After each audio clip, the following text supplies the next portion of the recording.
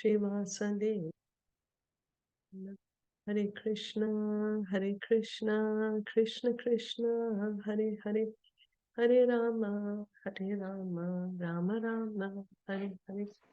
We continue reading from Srimad Bhagavatam, Canto 4, Chapter 31, Text 23. Maitreya Vachan. Maitreya Uvacha Iti Pracetaso Rajan. Iti Pracetaso Rajan Anyascha Bhagavad Katha.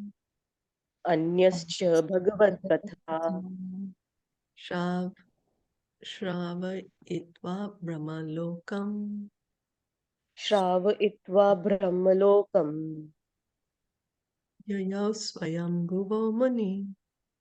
Yayo Swayam Bhuvo Muni. Translation and purport by His Divine Grace, A.C. Bhaktivedanta Swami Srila Prabhupada. The great sage Maitreya continued, My dear King Vidura, Sri Nārada Muni, the son of Lord Brahma, thus described all these relationships with the Supreme Personality of Godhead to the Pracetās. Afterward, he returned to Brahmalok. One has to hear about the Supreme Personality of Godhead from a pure devotee. The Pracetās got this opportunity from the great sage Nārada, who told them of the activities of the Supreme Personality of Godhead and his devotees. So, when we want to hear about God, we need to hear from a devotee. If we hear from professional reciter, we will not understand. Because God, Krishna says, I can be understood only by devotion. Bhaktyamam abhijanati. So the pure devotee understand God. So they can tell us about God. They have information about God. So they can tell us about God. If somebody has no information about something, how can they tell us? Like suppose we are asking, we are asking from someone who's never been to America, who doesn't know about America. And we are trying to understand him about America or American culture. Yeah, but what will they tell us? It won't be the truth. So we need to know about America from somebody who knows America. Similarly, we want to know about God. We need to hear from the pure devotee, because the pure devotees know God. So the Pracetās, they're hearing about God from Nārada Muni. He's a great spiritual master, he's a pure devotee of the Lord. Tepi tan mukhan niryatam. Te api tat mukha niryatam Yasho loka malapaham. Yasho loka malapaham Harer nishamya tatpadam. Harer nishyam tadpadam Dhyayantas tadgatim yayo. Dhyayantas tadgatim yayo. Hearing from Nārada's mouth the glories of the Lord, which vanquish all the ill fortune of the world, the Pracetās also became attached to the Supreme Personality of Godhead. Meditating on his lotus feet, they advanced to the ultimate destination. Here it is seen that by hearing the glories of the Lord from a realized devotee, the Pracetās easily attain strong attachment for the Supreme Personality of Godhead. So, who we are hearing about. Here, the Pracetās, they heard the glories of God from Nārada Muni, and they became attached to God. So whose glories are we hearing? Who are we following? Who are we hearing from? It's very important. Who are we hearing about? Who we hear about, we are going to get attached to that person. So then, meditating on the lotus feet of the Supreme Lord, at the end of their lives, they advance to the ultimate goal, Vishnu Loka. It is sure and certain that anyone who always hears the glories of the Lord and thinks of his lotus feet will reach that supreme destination. So there is no doubt. There's no doubt. We just have to continue to hear and chant about the Supreme Lord, hear from the devotees. Think always of the lotus feet of the Lord. And we can go back home, back to Godhead. As Krishna says in Bhagavad Gita 1865, Manmana bhava mad bhakto madhyaji mam namaskuru mam evashyasi satyam te pratijane priyosi me. Always think of me and become my devotee. Worship me and offer your homage unto me. Thus you will come to me without fail. I promise you this because you are my very dear friend.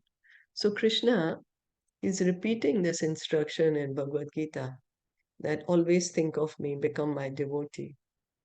He says that in 9th chapter also. And he's saying it in 18th chapter, so we can see how important it is. What are we thinking of? Our mind is we are always thinking of something. So what are we thinking of? Who is our center? We have been hearing, if we make Krishna our center, if we serve Krishna, makes Krishna our center, then we are serving everyone. Because he's the origin, he's the root of everything. So Krishna is saying, always think of me, become my devotee, worship me, and offer your homage unto me. Thus you will come to me without fail. Krishna is saying, without fail you will come to me. He's saying, you just become my devotee and you're going to come to the spiritual world. He's saying, you worship me, you will come to the spiritual world. You offer obeisances to me, you'll come to the spiritual world. He's saying, always think of me. So, one may think, oh, what do I have to think of Krishna? To think inside Krishna, outside Krishna? No, we just think of Krishna. Krishna is a person. Think of Krishna, Krishna's pastimes, Krishna's names, Krishna's instructions in the Bhagavad Gita, Krishna's relationship with his devotees.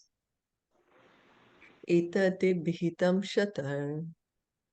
Etate abhihitam shatah Yanmam tvam pariprashtavan. yatmam tvam pariprashtavan Pracetasam Nāradasya prachetasam naradasya Samvadam Harikirtanam. samvadam harikirtanam. My dear Vidur, I have told you everything you wanted to know about the conversation between Narad and the Prachetas, the conversation describing the glories of the Lord. I have related this as far as possible. Srimad Bhagavatam describes the glories of the Lord and his devotees. Because the whole subject matter is the glorification of the Lord, naturally, the glorification of his devotees automatically follows. So we can see always, the Lord's pastimes. If we say we are going to speak about God, well, automatically we are going to speak about his devotees. Krishna is always surrounded by his devotees. So we also glorify his devotees automatically. And that's what Bhagavatam is all about, glorification about the Lord and his devotees. So Bhagavatam is called Amala Puran. It's the pure Puran. There's nothing material in Bhagavatam. Shri Shuka Vachan. Shri Shuka uvacha Ya Isha Uttana Pado.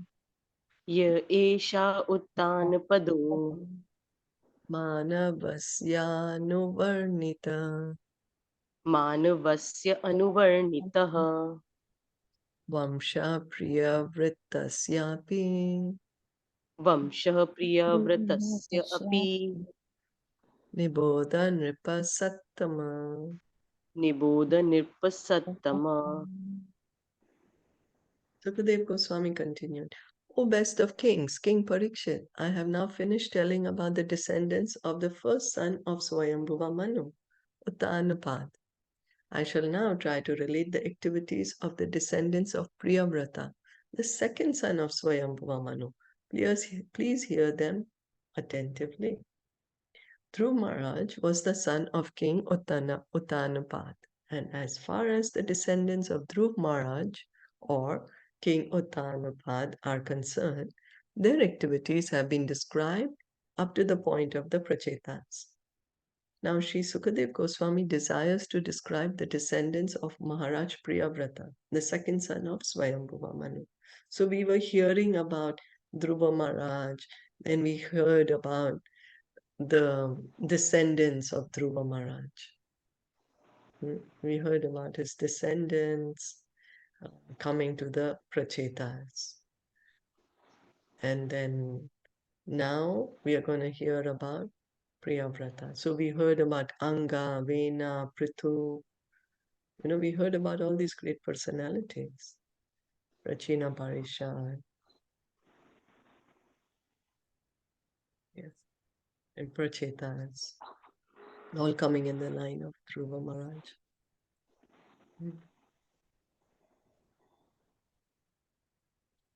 Yo Nāradat Atma Vidyam. Yo Nāradat Atmavidyam Adhigamya Punarmahim. Adhigamya Punurmahim Bhuktva Vibhajya Putrebhya. Bhuktva Vibhajya Putrebhya Aishwaram Samagat Padam. Aishwaram Samagat Padam. Although Maharaj Priyavrata received instructions from the great sage Nārada, he still engaged in ruling the earth. After fully enjoying material possessions, he divided his property among his sons. He then attained a position by which he could return home back to Godhead.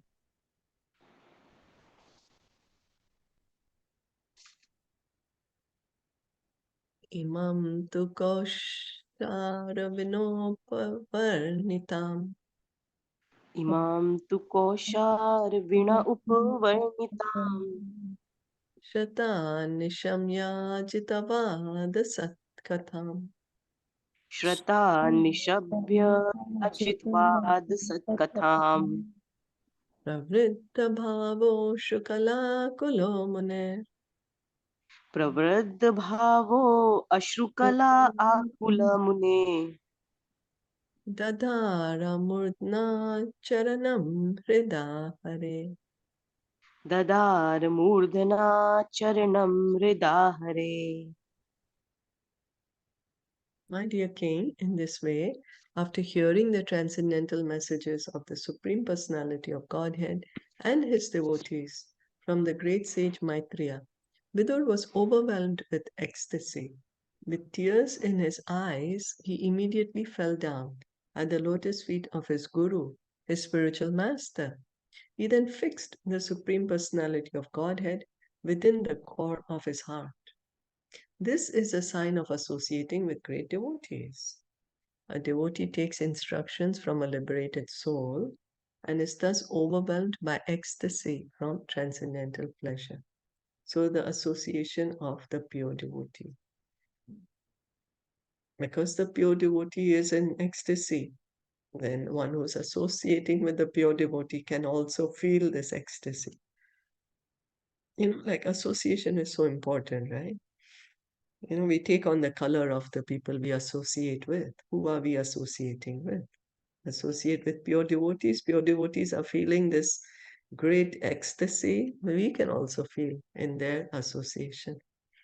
As stated by Prahlad Maharaj, Nesham matistavad urukraman grahim sprashati anartha pagamo yadartha mahishyam padarajo vikshekam nishkinchananam naranita yavat. Bhagavatam, Canto 7, Chapter 5, Text 32. One cannot become a perfect devotee of the Lord without having touched the lotus feet of a great devotee. So how can one become a perfect devotee? One cannot become a perfect devotee of the Lord without having touched the lotus feet of a great devotee. So means by the mercy of a pure devotee, one can become a pure devotee, not otherwise. By serving the devotees, by worshipping the devotees, can one get devotion to Krishna. One who has nothing to do with this material world is called Nishkinchana. The process of self-realization and the path home back to Godhead means surrendering to the bona fide spiritual master and taking the dust of his lotus feet on one's head. So the dust of the lotus feet of the spiritual master, of the pure devotee, very powerful, can bring one back home, back to Godhead, by rolling in the dust of the lotus feet of a pure devotee. So one can meditate on taking this dust of the lotus feet of the devotee. One can physically actually do it, and also by following the instructions of the spiritual master of the devotee is like taking the dust on the lotus of taking the dust of the devotee. Thus, one advances on the path of transcendental realization. Vidura had his relationship with Maitreya and he attained the results. So we can see that how Vidur, because he's associating with Maitreya Muni, who's a great devotee, now Vidur is also becoming a great devotee. So association, so important. So the dust of the lotus feet of a devotee, of the spiritual master, of a pure devotee, very, very powerful. The remnants of a pure devotee or of the spiritual master, very powerful. Very powerful. The water which has washed the lotus feet of a pure devotee, very powerful to give us devotion. Vidur Uvacha. Vidur Uvacha. Soyam Adya Mahayogin. So Ayadhyam Mahayogin. Bhavata Karunatmana. Bhavata Karuna Atmana. Darshitas Tamasa Paro. Darshitastamaso Paro. Yatra Kinchana Gohari. Yatra Akinchana Gohari. Sri Vidur said, O great mystic, O greatest of all devotees, by your causeless mercy, I have been shown the path of liberation from this world of darkness. By following this path, a person liberated from the material world can return home back to Godhead. This material world is called Tama, dark, and the spiritual world is called light. We may say, why material world is called dark? There's so much light, the sun is there. In the night we have the tube lights, street lights, and so much light is there everywhere. But if we didn't have the sun, it is really dark. If we go somewhere really where there are no street lights, no light at night, there's no sun, it's really dark. We really can't see anything. And spiritual world is got light because it's self-effulgent. This effulgence is coming from Krishna's body, the Vaikuntha planets, this effulgence is coming from them. The Vedas enjoin that everyone should try to get out of the darkness and go to the kingdom of light. Information of that kingdom of light can be attained through the mercy of a self-realized soul. So it's by the mercy of the devotee that we can understand that there is a spiritual world. Because we think that this material world is all there is. We are not able to understand that there is a spiritual world. The reality is there in the spiritual world. But a pure devotee can tell us about this. One also has to get rid of all material desires. As soon as one frees himself from material desires and associates with a liberated person, the path back home, back to Godhead, is clear. So one may say, oh, but I have so many material desires. Anyway, still associate with devotees. Gradually, the purification will happen. And as the devotees are going back to Godhead, we also will go back to Godhead along with them. So one continues to hear and chant, hearing from Bhagavatam, Bhagavad Gita, chanting Hare Krishna, Krishna Krishna, Hare Hare, Hare Ram, Ram Ram, Hare Hare. Go back to Godhead. Shri Shuka Vachan Shukha Uvacha Iti Anamya Tam Amantriya Iti Amnamya Tam Amantraya Vidura Gajasav Gaja Sahavayam Vidyuro Viduro Vajasahayam Vajasavayam Swanam Didrikshu Prayayo Swanam Didrikshu Ditrikshu Yatinam Nirritashaya. Yatinam Nirvritashaya. Sukadev Goswami continued, Vidur thus offered obeisances unto the great sage Maitreya, and taking his permission, started for the city of Hastinapur to see his own kinsmen, although he had no material desires.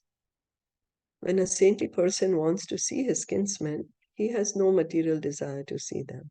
He simply wants to give them some instructions so that they can benefit. Vidur belonged to the royal family of the Kauravas, and although he knew that all the family members were destroyed at the battle of Kurukshetra, he nonetheless wanted to see his elder brother Dhritarashtra, to see if he could deliver Dhritarashtra from the clutches of Maya. When a great saintly person like Vidur sees his relatives, he desires only to deliver them from the clutches of Maya. Vidur thus offered his respectful obeisances to his spiritual master and departed for the city of Hastinapur, the kingdom of the Kauravas. So Vidur, he's a pure devotee. He has no material attachment. He's not going to Hastinapur to enjoy the palace or, to enjoy the kingly pleasures. No, he's going just so that he can give knowledge to Dhritarashtra. He knows that all the Kauravas are dead. The Pandavas have become the emperors, the Dhritarashtra is living with them.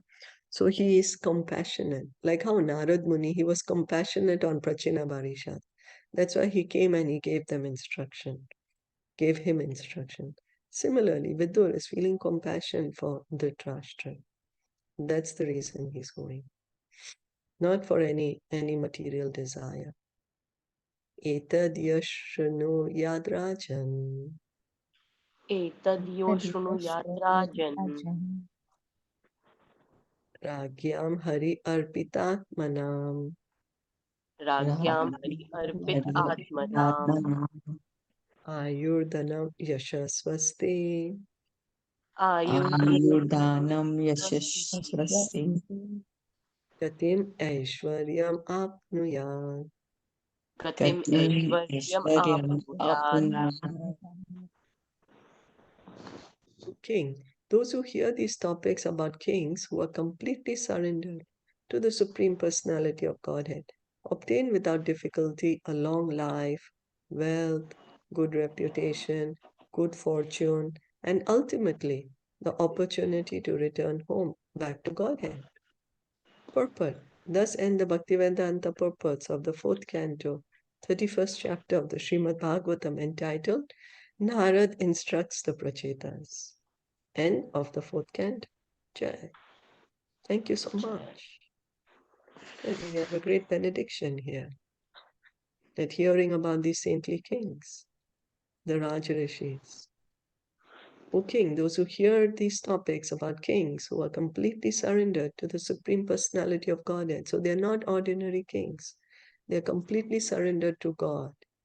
By hearing about them, one who hears about them obtains without difficulty a long life, wealth, good reputation, good fortune, and ultimately the opportunity to return home back to Godhead.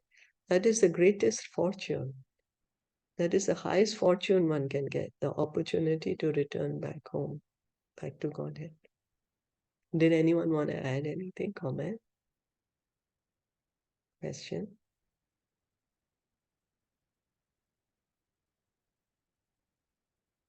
I congratulate all of us. We have finished the 4th canto.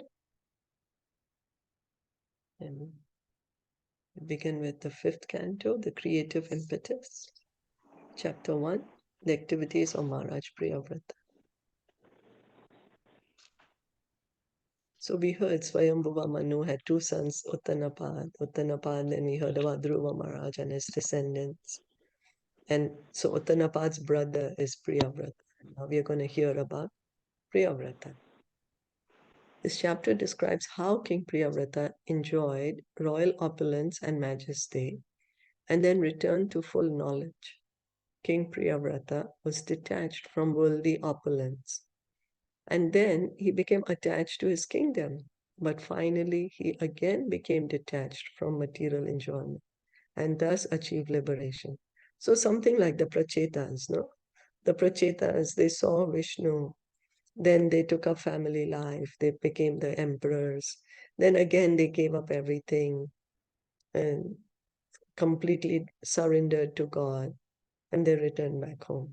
So, Priyavrata, something like that. He was detached. Then he became a ruler. Again, he became detached and went back home, back to Godhead. When King Parikshit heard about this, he was struck with wonder, but he was somewhat bewildered as to how a devotee with no attachment for material enjoyment could later become attached to it. Thus, in astonishment, he questioned Sukadev Goswami about this.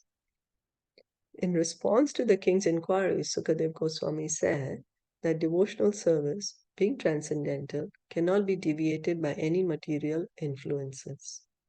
Priyavrata had received transcendental knowledge from the instructions of Nārada, and therefore he did not want to enter a materialistic life of enjoyment in a kingdom. He accepted the kingdom, however, at the request of such superior demigods as Lord Brahma and Lord Indra, the king of heaven.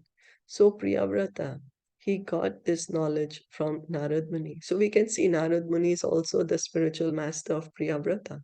Narad Muni is really powerful, you know.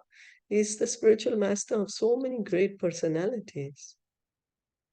And Priyavrata, he got the knowledge. He didn't want to become the emperor, but he took it up as a service. He's a pure devotee. So he took up ruling the kingdom as a service. Because Lord Brahma requested him to do it.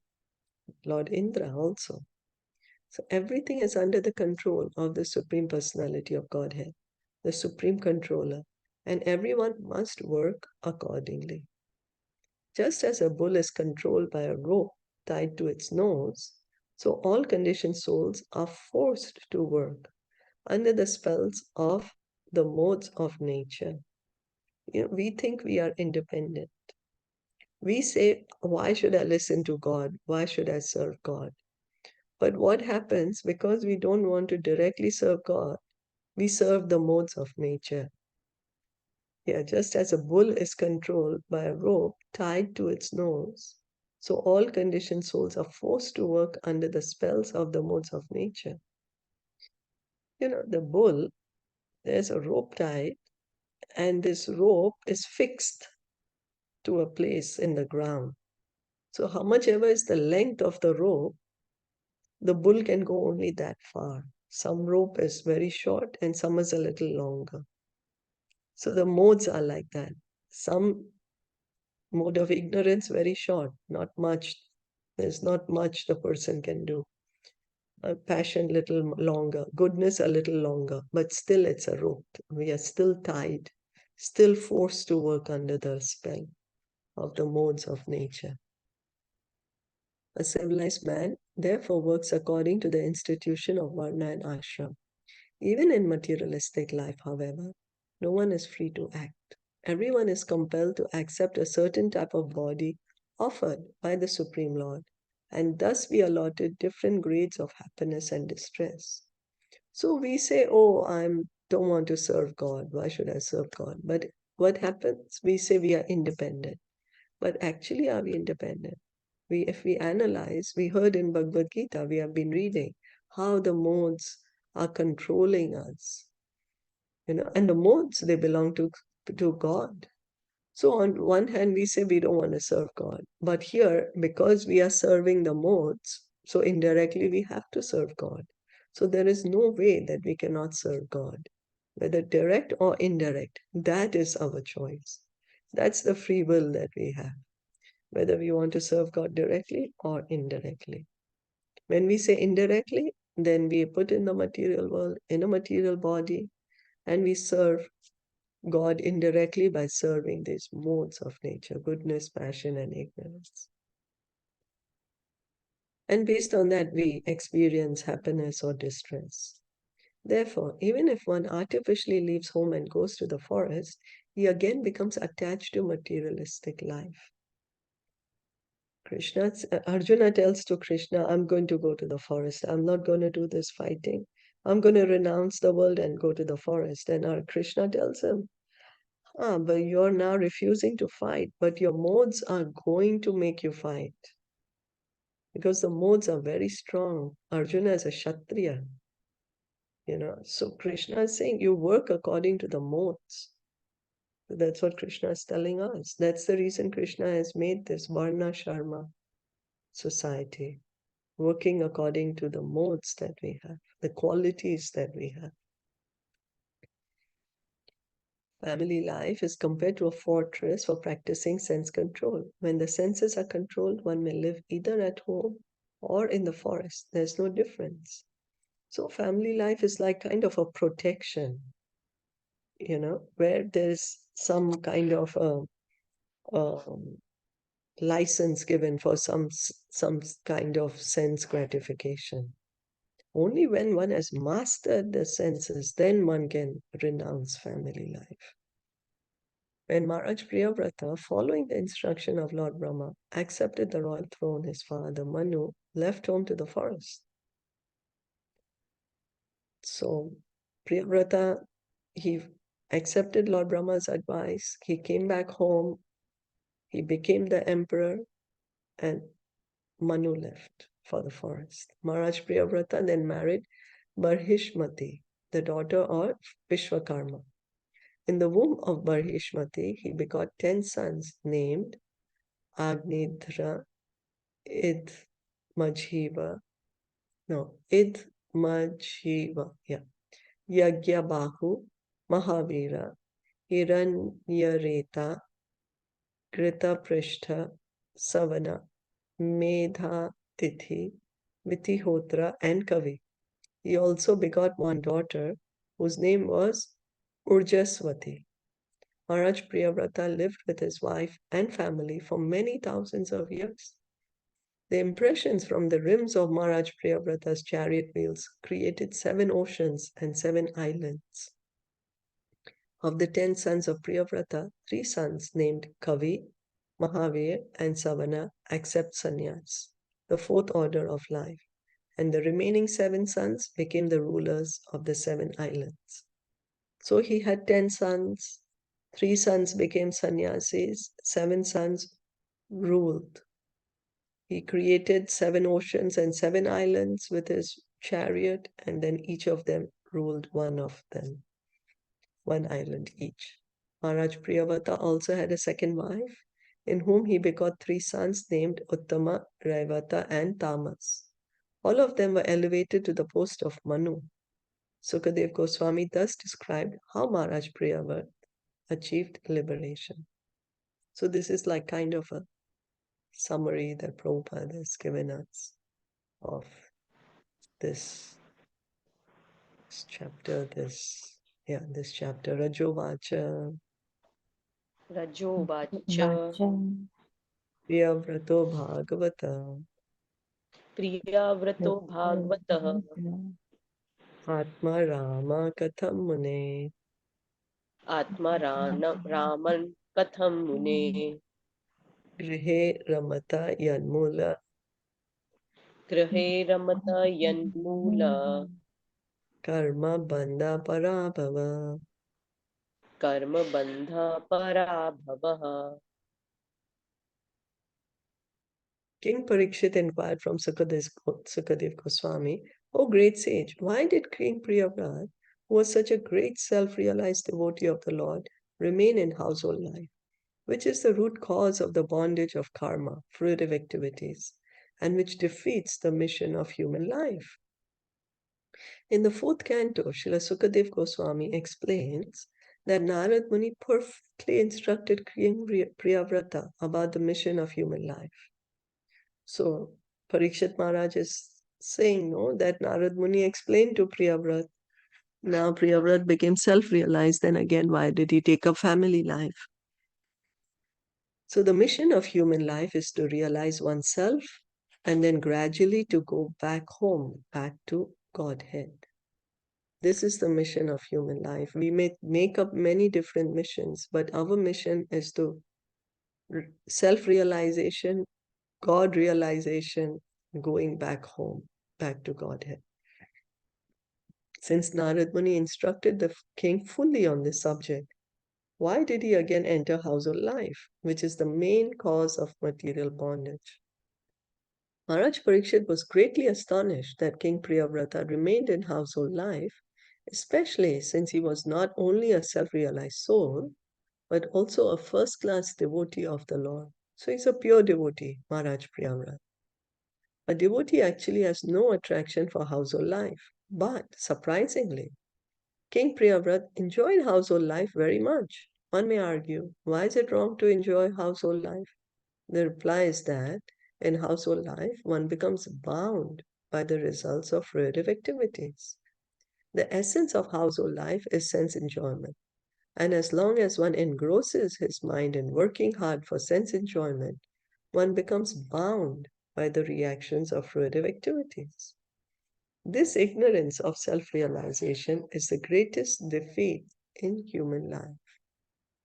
The human form of life is especially meant for getting out of the bondage of fruitive activities.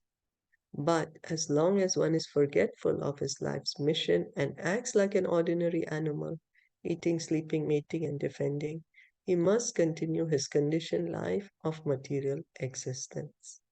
So Prabhupada is, he himself is saying, oh, why is it bad? Because then one gets bound. We get bound by our reaction. We forget that, oh, we are here actually to, what our aim in life is actually to get out of the material world. But we forget it and we just get so busy in enjoying. And we forget what's the real aim of life. But it doesn't mean that we have to act out of, that we act rashly, immaturely, and artificially renounce. No, rather what we need to do is attach to Krishna, connect ourselves to Krishna, connect our family life to Krishna. Such a life. So now we are talking about this material existence. Such a life is called Swarupa Vismriti, forgetfulness of one's real constitutional position. Therefore, in Vedic civilization, one is trained in the very beginning of life as a brahmachari. A brahmachari must execute austerities and refrain from sex indulgence. Therefore, if one is completely trained in the principles of brahmacharya, he generally does not enter household life. He is then called a Naishtika brahmachari, which indicates total celibacy. So the training is given from childhood in Vedic times. The training was given to the boys and girls so that when they actually enter married life, they know that it is a short period of time, it's temporary, and it's a duty. It's a duty towards society to bear children, it's a social responsibility, and then, but one still has to cultivate spiritual knowledge. So, but there would also be brahmacharis that they were so trained up that they wouldn't get married. They would continue to remain lifelong brahmachari. Naishtika brahmachari, they are called. King Parikshit was thus astonished that the great King Priyavrata, although trained in the principles of Naishtika brahmacharya, entered household life. The words Bhagavad Atma Rama are very significant in this verse. If one is self-satisfied, as is the Supreme Personality of Godhead, he is called Bhagavad Atma Rama. So God, he is self-satisfied. And when a devotee, when a spirit soul also becomes self-satisfied, he is called Bhagavata Atma Rama. There are different types of satisfaction. Karmis are satisfied in their fruitive activities. Jnanis are satisfied to merge into the effulgence of Brahman. And devotees are satisfied to engage in the Lord's service. So Prabhupada is explaining the different types of satisfaction. One may be satisfied because one is able to enjoy.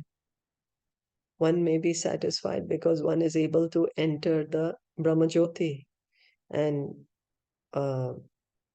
enter the Brahmajyoti and think one has become God. And the devotees are satisfied to engage in the Lord's service to God. The Lord is self-satisfied because he is fully opulent, and one who is satisfied by serving him is called Bhagavata Atma Rama. So the pure devotee. And God, he is Atma Ram. He does not need anything else to satisfy him. We need, we need food, we need shelter, we need so many different things to satisfy us, but not God. He's self-satisfied. Everything belongs to him, fully opulent. And so the pure devotee, because he's serving God, God is self-satisfied. And because the pure devotee is serving God, the devotee also becomes self-satisfied. Bhagavata Atmaram. Manushyanam Sahasreshu, out of many thousands of persons, one may endeavor for liberation. And of many thousands of persons attempting to become liberated, one may achieve liberation from the anxieties of material existence and become self-satisfied. So it's not an easy position. Most of us are just wanting to enjoy life, enjoy this world. Out of thousands and thousands, one may try to understand, oh, I'm not the body, I am the spirit soul. And out of many thousands of persons who are trying to understand this difference between matter and spirit, one may actually become pure devotee. So pure devotee is very, very rare. Even that satisfaction, however, is not the ultimate satisfaction. Oh, here Prabhupada is saying anxieties of material existence. So one may actually become, okay, completely understand that I'm not the soul. I'm sorry, I'm not the body, I'm the soul. So that satisfaction, however, is not ultimate satisfaction. The jnanis and the karmis have desires, as do the yogis, but the devotees have no desire. Satisfaction in the service of the Lord is called akama, freedom from desire. And this is the ultimate satisfaction. So the jnanis also have a desire. They want to become Lord. They want to merge into the existence of the Lord. The karmis have desire to enjoy the world. And what is the devotee's desire? The devotee's only desire is, how can I please God? How can I serve God? And because he has no material desire, no desire other than pleasing God, he is called freed from desire. And that's why he is satisfied, completely satisfied, as the Lord is satisfied. He feels this spiritual satisfaction. Therefore, Maharaj Parikshit inquired, how could one who was fully satisfied on the highest platform be satisfied with family life? So, Priyavrat Maharaj, Priyavrat, he's a pure devotee, he's completely satisfied. So, Maharaj Parikshit is wondering, hey, but what satisfaction is he going to find in material life, Why did he do it? The word parabhava in this verse is also significant. When one is satisfied in family life, he is doomed because he must already have forgotten his relationship with the Lord. Prahlad Maharaj describes how the activities of family life implicate one more and more. Atma patam graham andakupam. Household life is like a dark well. If one falls into this well, his spiritual death is assured. How Priyavrat Maharaj remained a liberated Paramhams, even within family life, is described in text 23 of this chapter.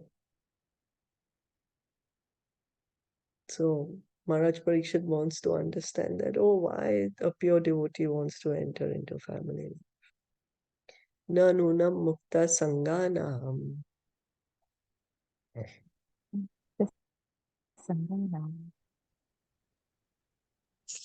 Tadrishanam vijarshava.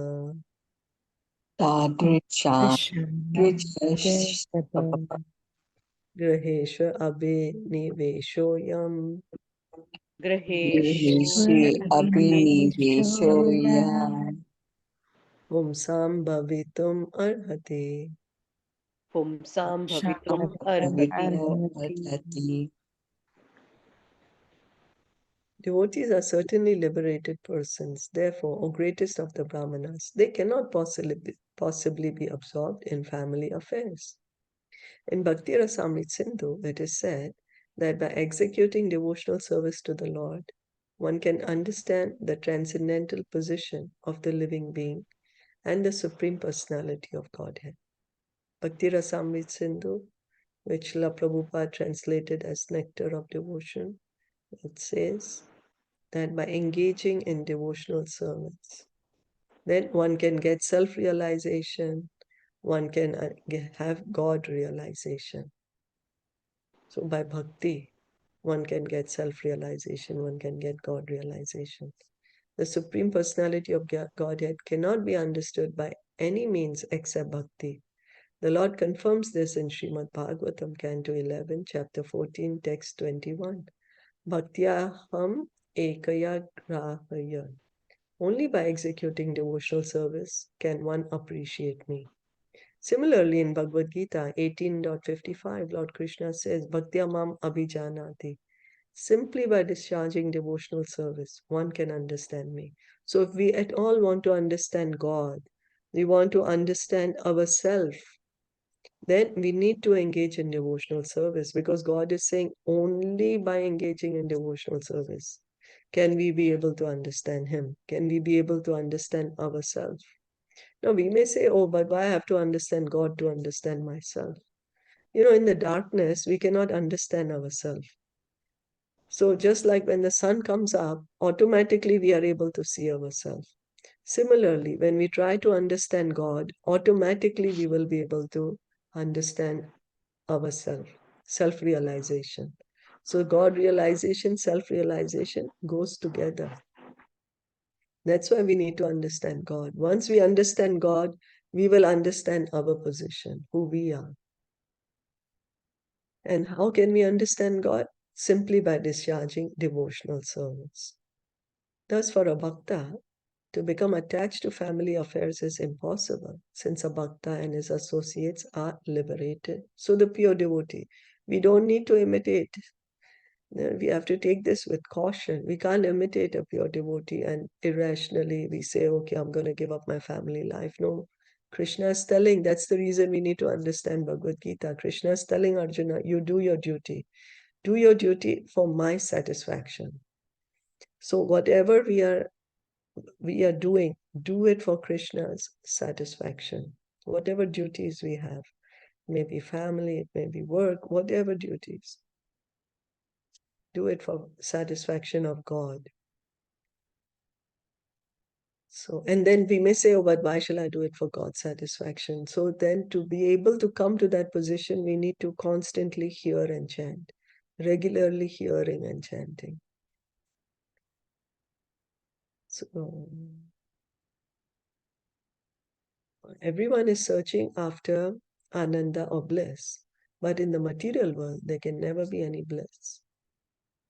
It is only possible in devotional service. Now, why do we take up one activity, we leave it, and then we take up another, then we leave it and take up another?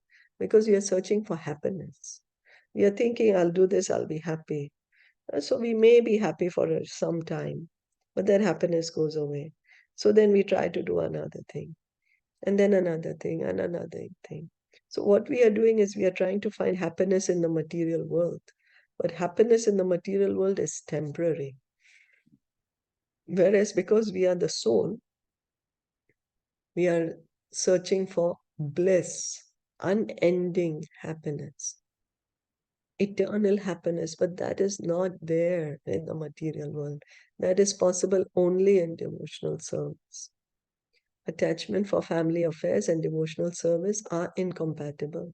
Therefore, Maharaj Parikshit was somewhat surprised to hear that Maharaj Priyavrat was simultaneously attached to devotional service and to family life. So, we'll stop here for today. Are there any questions or comments? I just want to say one thing regarding the fourth canto I'm we sorry? finished. The fourth No? canto we finished.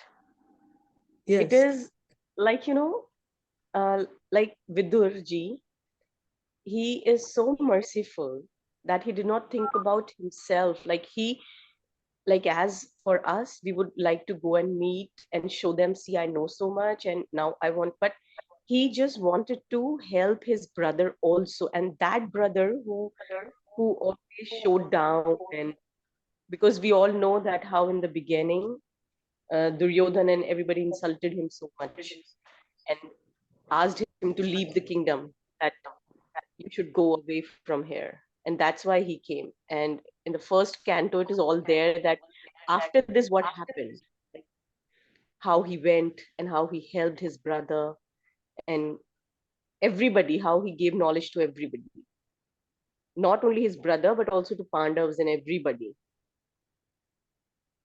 Yeah. Yes, thank So, you.